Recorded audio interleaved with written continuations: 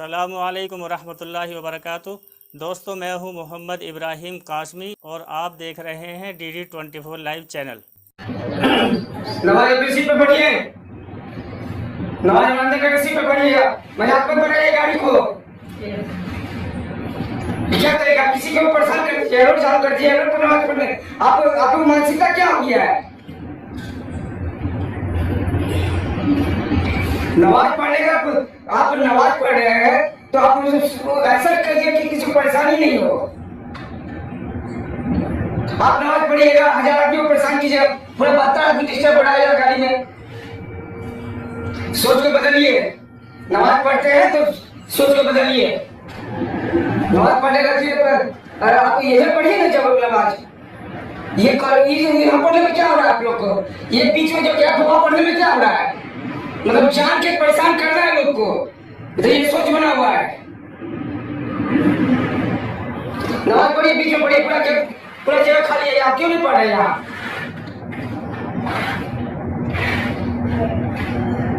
हम अपने गाड़ी में से नहीं होने देते हैं। आप इसलिए जो करना है आपको जो करना कीजिए। नहीं मानिएगा कभी कंट्रोल को मैसेज करके हम आपको बुलाएंगे। अभी रास्ता पर नमाज पढ़ने नहीं देंगे हम। आप पीछे पढ़िए, नमाज अंदर पढ़िए। 6 सीट के बीच में पूरा जगह है, 2 आदमी नमाज पढ़ सकता है। रास्ते जाम करके नमाज पढ़ेंगे ये।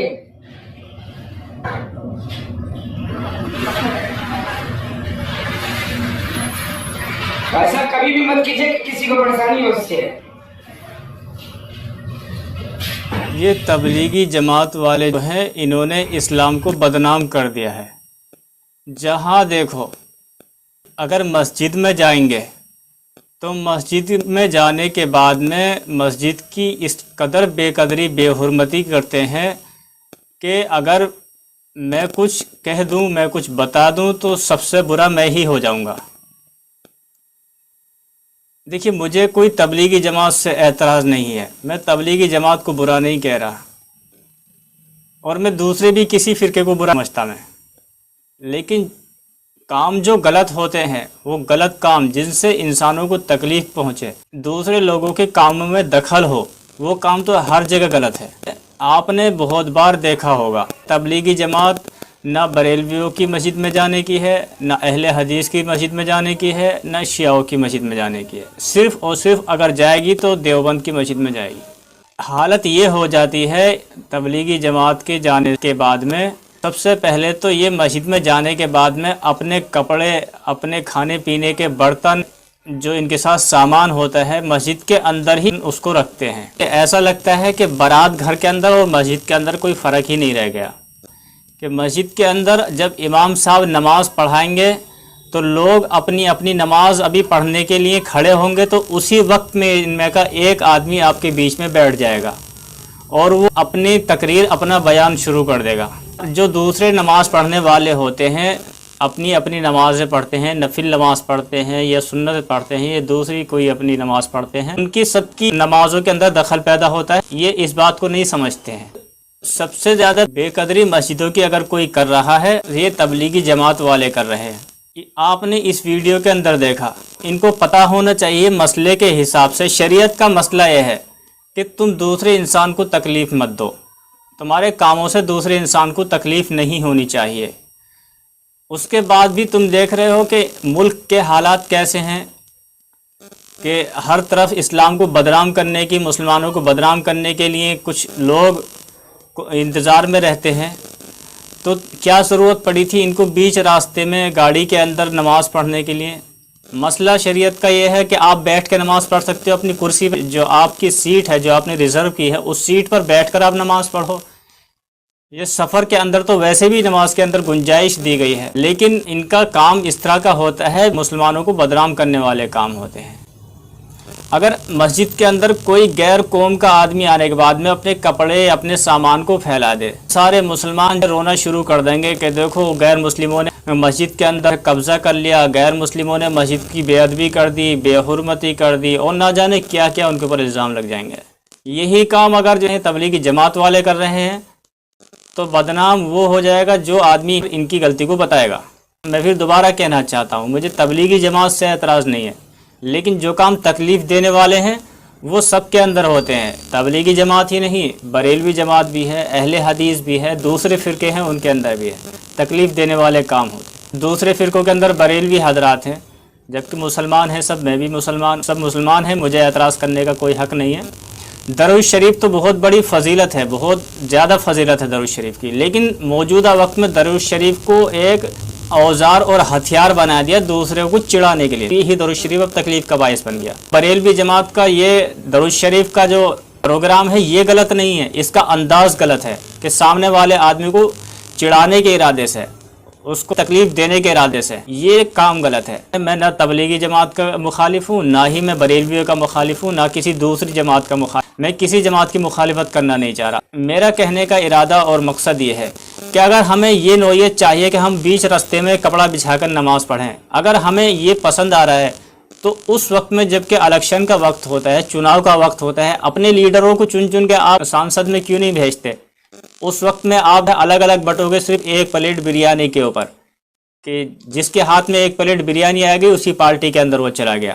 نتیجہ یہ نکلتا ہے کہ آپ کی آواز سانسد میں کمزور ہو گئی، اور جب 5 سال آپ کے سامنے آئیں گے تو آپ پورے 5 سال روں گے، مسلمان روں گے کہ ہماری مسجد پہ جو ہے قبضہ کر لیا، مسلمانوں کے ساتھ بے ادبی کر دی، مسلمانوں کو چھیڑ دیا. سارے مسلمان ایک ساتھ آنے کے بعد میں روں گے. دیوبندی، بریلوی، اہل حدیث، شیعہ، جتنے بھی فرقے ہیں سب ایک جگہ مل جائیں گے، دیکھو مسلمانوں کو چھیڑ دیا. ارے یہ اگر آپ کو اتنی ہی آپس میں تکلیف ہے، سب کو ایک ساتھ رو رہے ہو بیٹھ کر کے، مسلمانوں کو ایک ساتھ بولنے کا حق ہے، تو آپ کو اپنے لیڈر بنانے کا بھی تو حق ہے. جو آپ کو آزادی کا حق ملا ہے ووٹ ڈالنے کا، یہ فری میں نہیں ملا. بڑے بوڑھوں نے بہت قربانی، نسلوں نے قربانیاں دی ہیں، اس میں خون بہے ہیں، جو آپ کو ووٹ ڈالنے کا حق ملا ہوا ہے. موجودہ وقت کے مسلمانوں نے، میں کسی فرقے کو نہیں کہہ رہا، موجودہ وقت کے مسلمانوں نے اس کو ایک ایسے سمجھ لیا ہے کہ جیسے ہمیں فری میں مل گیا ہو وراثت کے اندر. مجھے کہنے کا مقصد یہ ہے اس ویڈیو کے اندر، تبلیغی جماعت کو اگر یہ کہا جائے کہ تبلیغی جماعت زمانے سے اور حالات سے بالکل ناواقف ہے، تو یہ کہنا کچھ غلط نہیں ہوگا کہ کرتا پائجامہ پہننے سے اور داڑھی رکھنے سے اور سر پہ ٹوپی رکھنے سے یہ تو ایک دنیاوی لباس ہو گیا. اس کے آدھار پر آپ کا یہ فیصلہ کرنا کہ یہ دل کے اندر سے بھی، اپنی دماغ کی سوچوں کے اندر سے بھی، یا اپنی صلاحیت کے اندر سے بھی ایسا ہی ہوگا، یہ ضروری نہیں ہے. یہ تو ایک نقل ہے. یہ تو اصل میں علماء دین جو اپنی زندگی کے 20-20 سال، 10-10 سال کتابیں پڑھنے کے بعد میں ایک جانکاری، نالج اکٹھی کرتے ہیں اسلام کی، ان لوگوں کا لباس ہے کہ ان لوگوں نے منتخب کیا اس چیز کو کہ 10-20 سال آدمی نے کتابیں پڑھی ہیں جس میں قرآن سیکھا ہے، اس نے قرآن کے مسائل کو سیکھا ہے، زندگی کے اصولوں کو سیکھا ہے، اس کے بعد میں وہ ایک کرتا پائجامہ، یہ ٹوپی جو ہے پہنتے ہیں.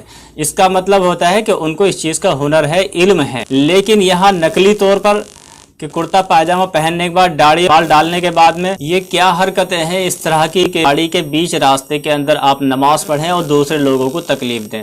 دیکھنے میں آپ کا حلیہ، آپ کے بدن پہ کپڑے، کرتا اور پائجامہ اور ٹوپی بالکل اس طرح کی لگے گی جیسے کہ آپ کسی مدرسے کے ہو. پبلک آپ کو یہی سوچے گی. اس کو نہیں پتا کہ آپ تو ایک دنیا دار ہو اور آپ گھر میں سے دنیا داری چھوڑ کر کے آپ یہاں آئے. یہاں سے جانے کے بعد میں واپس آپ کس کام میں لگو گے، دنیا داری میں یا دین میں، یہ تو میں نہیں کہہ سکتا. لیکن عام پبلک دھوکہ کھاتی ہے کہ پڑھے لکھے لوگ اس طرح کی غلطی کر رہے ہیں آپ کے لباس کو دیکھ کر. لیکن آپ کو یہ سوال ہو کہ وہ چالیسا کرتے ہیں گاڑی کے اندر، وہ بھجن کرتے ہیں گاڑی کے اندر. ارے تو ان کے پاس میں اتنی پاور ہے، انہوں نے اپنے لیڈر بنا کر سانسد میں بھیجے ہیں، ودھان سبھا میں بھیجے ہیں، اپنی انہوں نے لیڈر بنا کر کے رکھے ہیں. الیکشن کے وقت میں، چناؤ کے وقت میں آپ کیوں نہیں اپنی لیڈر بناتے ہو؟ آپ کو تو آزادی ملی ہوئی ہے الیکشن میں ووٹ ڈالنے کی، اپنا لیڈر بنانے کی. تو آپ اپنی پاور کو مضبوط کرو. اس کے بعد میں آپ کو بھی حق ہے کہ آپ راستے میں کپڑا بچھا کر نماز پڑھو. میرا کہنے کا یہ مطلب نہیں کسی کو تکلیف دو. تکلیف اگر ارادتاً اس ارادے سے ہے کہ راستے میں نماز پڑھوں دوسرے کو تکلیف دینے کے لیے، تو نماز ہی نہیں ہونے کی میرے سوچوں کے حساب سے. اس ویڈیو میں جو ٹی ٹی ہے وہ کتنے پیار محبت سے اس بات کو سمجھا رہے ہیں کہ آپ کو ہم نماز سے نہیں منع کر رہے، آپ تو ایک سائیڈ میں پڑھ لو. واقعی ٹی ٹی نے بہت ہمت، بہت اچھا اور سراہنیہ کام کیا ہے کہ سمجھانے کا کام کیا ہے. اچھا یہ ٹی ٹی ہے جس نے نہ نماز پڑھی اور نہ تمہارے جماعت کے اندر ٹائم لگایا، تمہارے ساتھ جماعت میں نکلا، جو تمہیں انسانیت کا سبق سکھا رہا ہے. اور جماعت والے کا نعرہ ہوتا ہے کہ ہم صحابہ کا کام کر رہے ہیں. کون سے صحابہ کا کام کر رہے ہو؟ بدنام کر رہے ہو صحابہ کو، نبیوں کو بدنام کر رہے ہو. تمہیں تو ایک غیر آدمی تمہیں انسانیت کا سبق سکھا رہا ہے. صحابہ کا، نبیوں کا کام یہ تھا کہ وہ انسانیت اپنے اندر اتنی رکھتے تھے کہ دوسرے انسان ان کو دیکھنے کے بعد میں ان کا طریقہ پکڑ لیتے تھے، ان کا طریقہ اختیار کرتے تھے اور ان کے جیسے کام کرنے چالو کرتے تھے. جیسے کہ کسی کو تکلیف مت دو، راستے میں کوئی تکلیف دینے والی چیز ہے تو اس کو ہٹا دو. یہ تو سب سے بڑا کاٹا، آپ نے کپڑا بچھا کے نماز کھڑی کر دی. تو اگر آپ کی نماز کے اندر دکھاوا نہیں ہوتا تو چاہیے تھا کہ اپنی سیٹ پر نماز پڑھ لیتے، لیکن نہیں، آپ کو تو جو ہے یہ دکھانا تھا کہ ہم جو ہے جماعت میں ہیں اور ہم سے بڑا کوئی متقی نہیں ہے، ہم نے تو کرتا پاجامہ پہن لیا ہے اور ہم تو اللہ والے ہو گئے، بہت بڑے اللہ والے ہو گئے، اب تو ہمیں جدھر کو بھی جائیں گے تو لوگ ہمیں سلام کریں گے. ارے یہ تو سوچے اپنے اندر آپ نے خود نے پیدا کر رکھی ہے، لیکن دوسرا دیکھنے والا، آپ سے متاثر ہونے والا انسان ہے، اس کو تو آپ کے کام غلط دکھائی دے رہے ہیں اور دوسرے انسانوں کو تکلیف پہنچ رہی ہے آپ کے کاموں سے.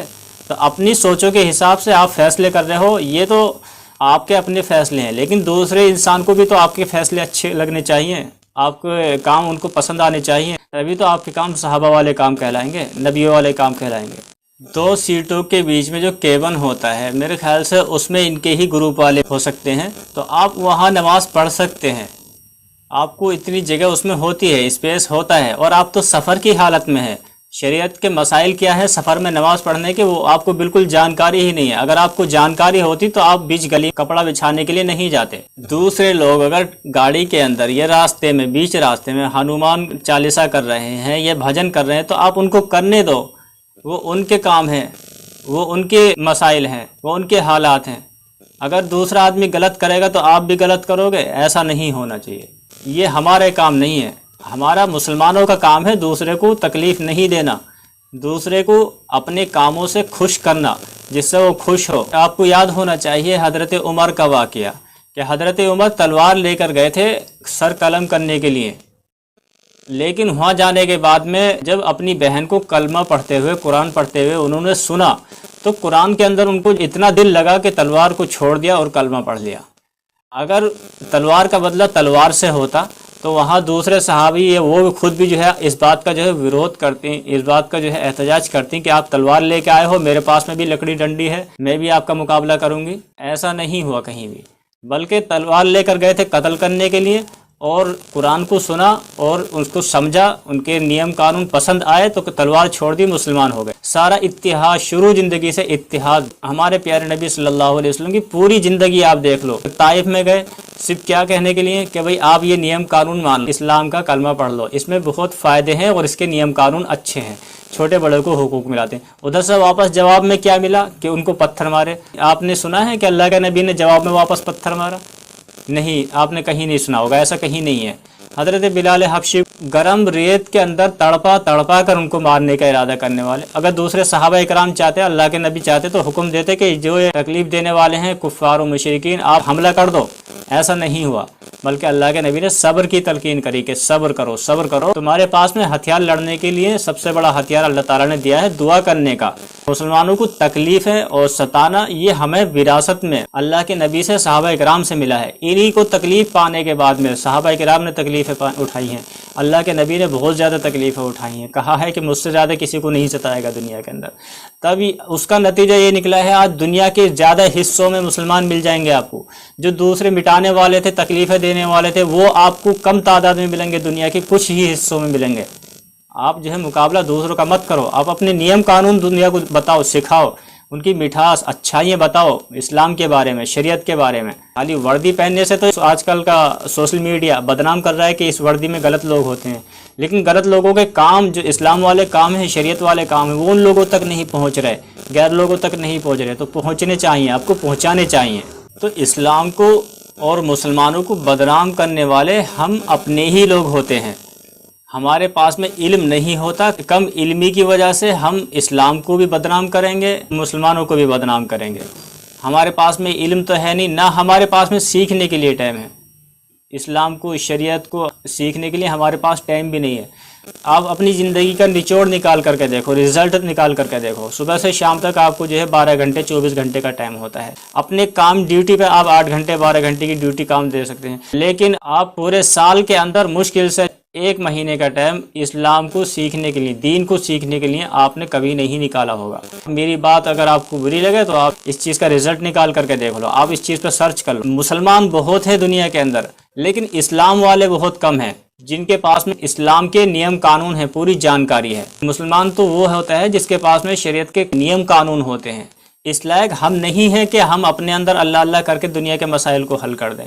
تو اللہ کو کیا مجبوری پڑی ہے تمہاری ایک دفعہ اللہ کہنے سے اللہ تمہاری آ کر کے سنے گا؟ بھائی اللہ تعالیٰ تو ان کی سنیں گے جو ہے 24 گھنٹے اللہ اللہ کر رہے ہیں، اپنی دنیاوی کاموں کے اندر بھوکے ہیں یا اپنے ان کے پاس میں ضروریات نہیں ہے پھر بھی اللہ اللہ کر رہے ہیں، تو اللہ تعالیٰ تو ان کی سنیں گے پہلے۔ یہ دنیا داری کے بہت سارے گناہ ہوتے ہیں وہ ہم نے سب کر لیے، جب ہمیں مجبوری آ کر کے پڑی یا ہمیں دنیا کے اندر دکھاوے طور پر ہم نے اللہ اللہ کرا تو یہ اللہ تعالیٰ کو پسند نہیں ہے، تو اس سے مسائل حل نہیں ہوتے۔ تو دوستو حالات کو سمجھنا پڑتا ہے اور حالات کے حساب سے فیصلے بھی لینے پڑتے ہیں۔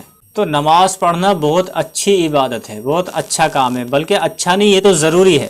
جس طرح سے دن میں 2 بار یا 3 بار کھانا کھانا ضروری ہے شریر کو مضبوط رکھنے کے لیے، اس طرح نماز بھی ضروری ہے۔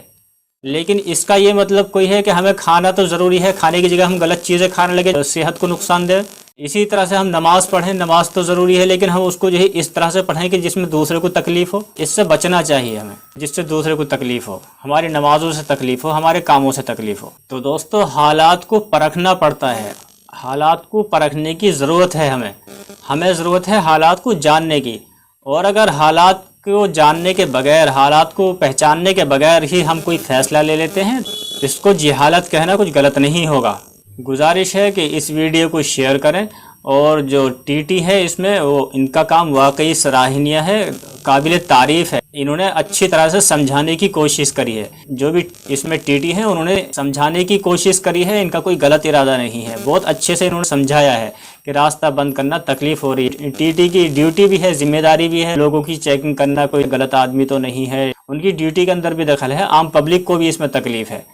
امید کرتا ہوں آپ کو آج کی ویڈیو سے کافی کچھ سیکھنے کو ملا ہوگا۔ دوبارہ آپ کے سامنے معذرت چاہتا ہوں کہ اگر کسی فرقے کو جو ہے تکلیف پہنچی ہو، تبلیغی جماعت کو یا بریلوی کو، میرا ارادہ تکلیف پہنچانے کا نہیں ہے، کوئی اعتراض کرنے کا نہیں ہے، مشورے کے طور پر میں نے بتانے کی کوشش کری ہے۔ امید کرتا ہوں کہ آپ کو یہ باتیں میری سمجھ میں آئی ہوں گی، یہ باتیں میری آپ کو اچھی لگیں، آپ کو پسند آئی ہوں تو اس کو زیادہ سے زیادہ آگے بھی گروپ کے اندر شیئر کریں، اور اگر چینل پر نئے ہیں سبسکرائب کر لیں، بیل نوٹیفیکیشن بھی آن کر لیں تاکہ آنے والی ہر نئی اپڈیٹ آپ کے پاس تک سب سے پہلے پہنچ جائے۔